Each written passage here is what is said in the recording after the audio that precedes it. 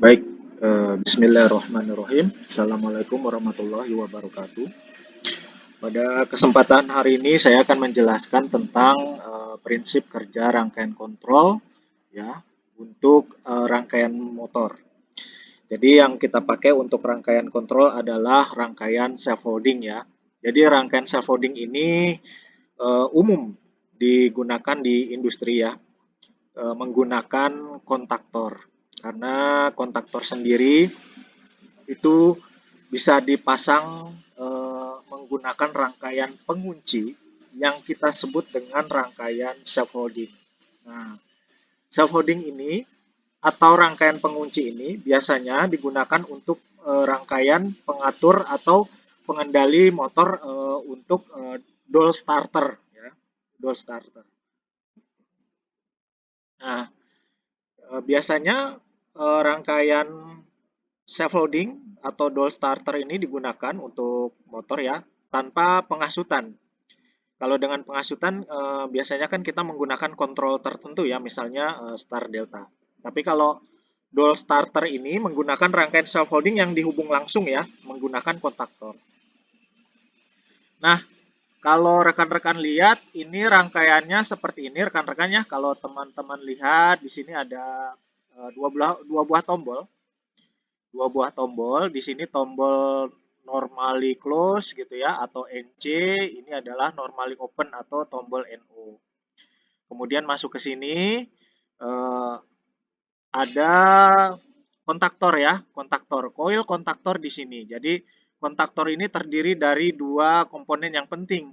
Yang pertama adalah coilnya, yang kedua adalah kontak utamanya, ya kontak utamanya. Kemudian ini adalah kontak bantu. Nah, untuk rangkaian motor dual starter ini biasanya kita lengkapi dengan overload. Fungsi overload adalah kalau misalnya motor ini terjadi beban berlebih gitu ya, terjadi panas atau beban berlebih, maka panas ini akan dideteksi oleh overload sehingga akan menyebabkan trip pada overload supaya motor tidak terbakar ya, tidak terbakar karena panas. Maka sebelum motornya terbakar, maka overload sudah trip duluan sehingga ini bisa eh, menyelamatkan motor dari kondisi di mana terjadinya kebakaran pada motor. Nah, rangkaiannya seperti ini ya biasanya. Nah, ini adalah rangkaian self-holding atau rangkaian pengunci. Ya, ini biasanya digunakan untuk rangkaian motor. Nah, di sini ciri khasnya itu biasanya ada jumperan ya, ada jumperan dari tombol off atau normally close ini masuk ke kontak bantu, dari kontak bantu langsung masuk ke coil. Ini adalah ciri khas dari rangkaian self-loading ya, untuk digunakan pada rangkaian dual starter motor. Bagaimana cara kerjanya? Di sini akan saya tunjukkan ya, cara menjalankan motornya. Nah, rekan-rekan tinggal tekan tombolnya, ditekan tombolnya seperti ini. Nah, pada saat ditekan tombolnya, maka yang warna biru ini ada arus mengalir ya. Ada arus mengalir ke dalam koilnya. Jadi ada dua arus yang mengalir. Yang pertama arusnya mengalir ke sini, yang kedua arusnya mengalir ke sini. Jadi ada dua arus yang mengalir. Nah, di sini yang kita garis bawahi, tapi di sini masih terputus ya. Jadi arusnya bisa mengalir ke sini. Nah, di sini kita garis bawahi coil ini mengalir arus ya, arusnya bisa lewat di sini sehingga coil ini menjadi bertegangan.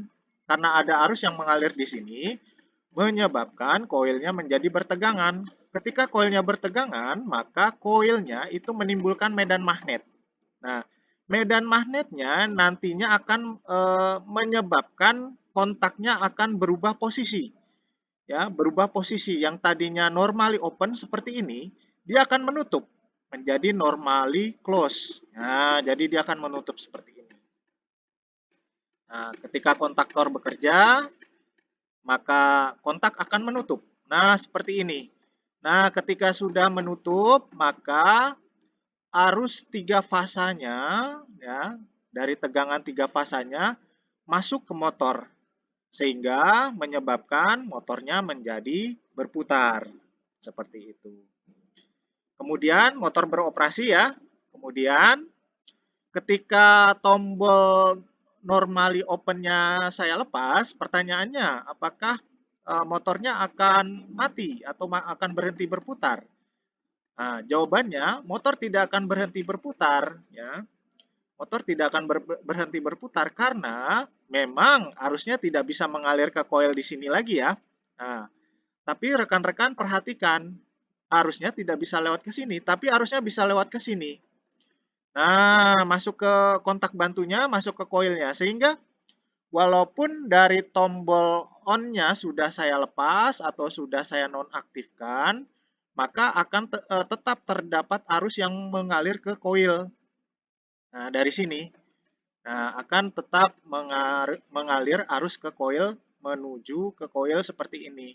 Nah, sehingga koil tetap menyala, kontak tetap menutup. Nah, sehingga arus bisa melewati motor dan motor tetap berputar. Nah, ini yang dinamakan dengan rangkaian self holding atau rangkaian pengunci.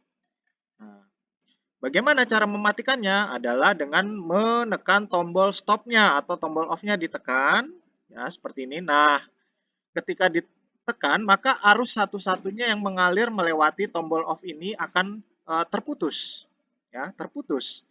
Ketika terputus, maka koilnya tidak mendapatkan tegangan lagi, ya kan?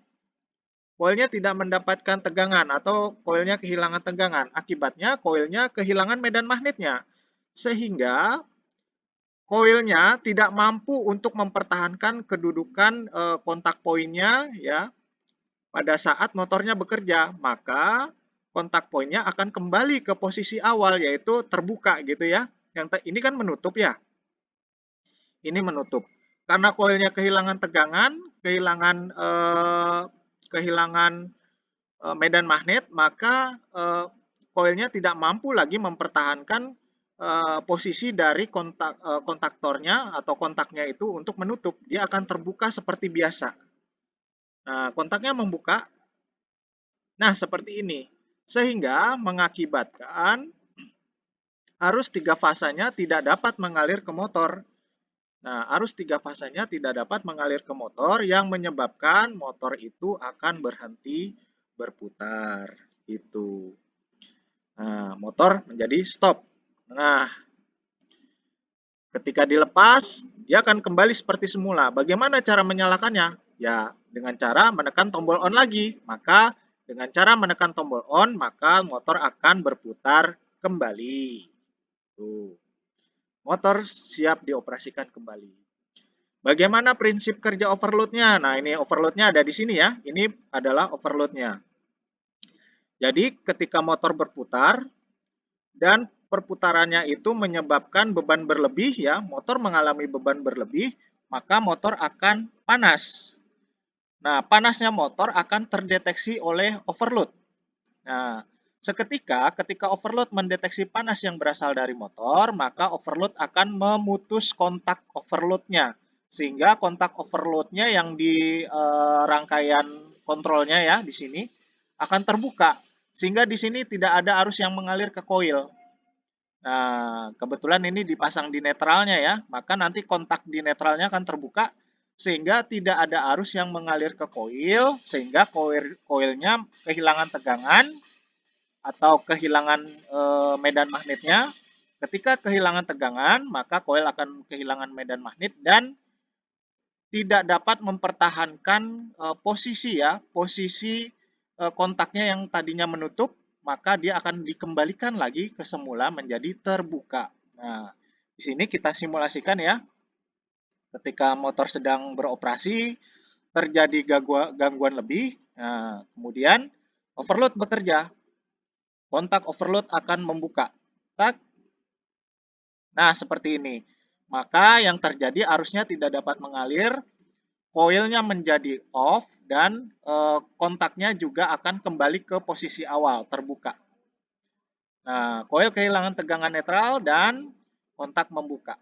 Nah, seperti ini. Sehingga secara otomatis motornya berhenti berputar atau dalam keadaan off. Nah, kalau tiba-tiba ya belum ditekan tombol off gitu ya, ternyata motornya sudah mati sendiri atau berhenti berputar, kita harus cek overloadnya bekerja atau tidak. Nah, dalam kondisi seperti ini ya, overloadnya bekerja atau tidak. Jika bekerja, indikasi bahwa terjadi beban berlebih pada motor. Maka harus dilakukan perawatan untuk motornya supaya tidak terjadi lagi beban berlebih. Seperti itu. Nah, ini motor stop, oke. Kontak overload masih terbuka, belum di reset. Nah, kalau misalnya sudah kita lakukan perawatan atau perbaikan, maka overload itu bisa kita reset kembali supaya kontaknya itu yang tadinya terbuka akan menutup kembali sehingga bisa dioperasikan lagi. Nah, motor tidak bisa beroperasi, di reset overloadnya, kemudian kontak overload menutup kembali dan motor sudah siap untuk dioperasikan kembali. Nah, seperti itu. Nah, ini beberapa rangkaian ya, beberapa rangkaian dari motor rangkaian self loading ya untuk motor dual starter. Di sini adalah rangkaian daya motornya, kemudian cara kerjanya tadi sudah saya jelaskan ya. Ini cara kerja self loadingnya seperti ini gitu ya.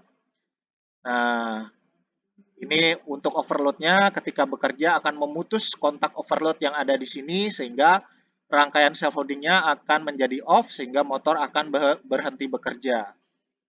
Nah, untuk putaran motor ke kiri dan ke kanan atau putaran maju dan mundur, jadi teman-teman nantinya hanya membalikan fasanya seperti ini gitu ya.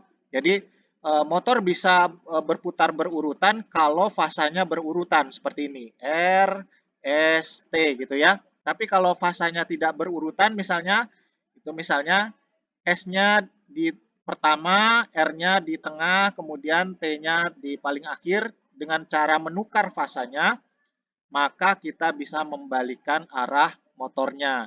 Ini adalah prinsip kerja dari motor putaran forward reverse atau putaran maju dan mundur.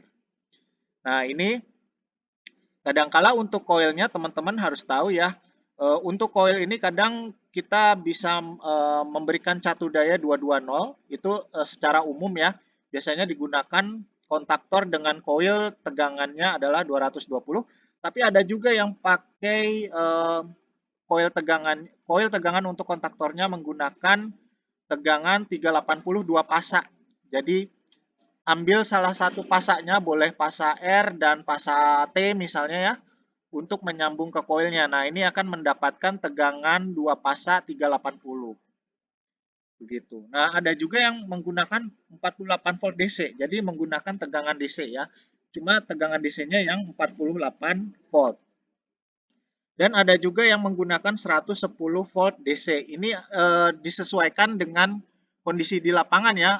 Apabila sumbernya memungkinkan di tegangannya adalah 48 volt DC, maka digunakan kontaktor dengan koil tegangannya 48 volt DC. Sedangkan kalau misalnya tegangan sumber itu kondisinya adalah 110 volt DC, maka kontaktor yang digunakan haruslah menggunakan kontaktor dengan koil tegangannya atau koilnya yang bisa disambungkan ke tegangan sebesar 110 volt DC. Jadi itu tergantung kondisi di lapangan ya. Ada yang menggunakan 220 itu yang umum. Kemudian ada yang menggunakan 380 volt yang 2 pasa ya. Kemudian ada yang koilnya menggunakan tegangan 48 volt DC, ada juga yang 110 volt DC. Itu saja yang bisa saya sampaikan. Kurang lebih mohon maaf ya. Assalamualaikum warahmatullahi wabarakatuh.